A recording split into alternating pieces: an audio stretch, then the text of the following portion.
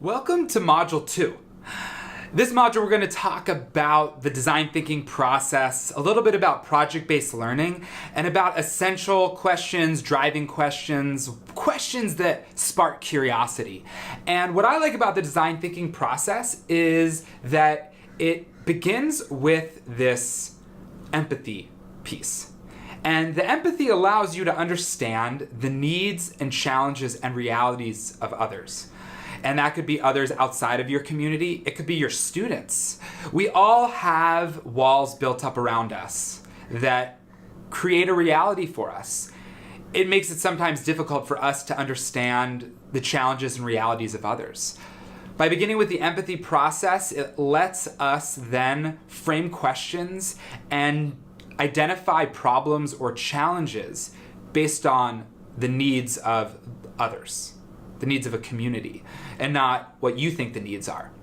And what I think is really interesting about that process is something when I actually took a design thinking online course from Stanford, and it introduced design thinking by sharing a story.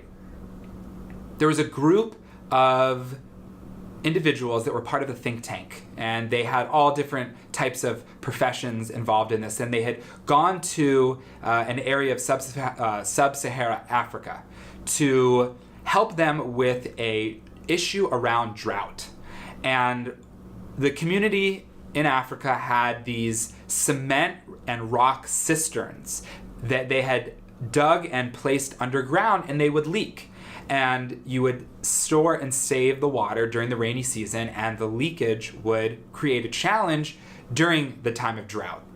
So being experts and innovators in this think tank created a safe, economical, and effective product. It was a plastic reservoir that they could dig underground. And better yet, they would be smaller so you could have multiple ones, and there would be multiple areas of storage. It was rejected by the community because this group created a solution that made sense for them. Even though the group is multicultural and spanned communities in of themselves, they lacked the sensitivity of understanding who the community was that they were servicing. The wells were a place of communal gathering. So by creating individual wells, you were breaking that communal bond around the water source. By using a material that they weren't familiar with or that they did not use with something that they coveted, that was an unbelievably precious resource, you created a sense of anxiety and of uncertainty. So a great solution, cost-effective, innovative, was not the right solution for that client, for that customer, for that community. So when we go through the design thinking process, it's so important for us to have that empathy lens as we start to define and then ideate who are the people we are trying to help is the way we have to start any learning, let alone using design thinking and project-based learning. The challenges that I see with project-based learning, engaging in workshops myself, leading project-based learning, engaging with experts that are much more qualified than myself, is that I see project-based learning, although nearly always meaningful when done the right way, misses out on that context of projects can be used as a vehicle to do something meaningful for others. And that's the premise of this course, is how can we positively impact community?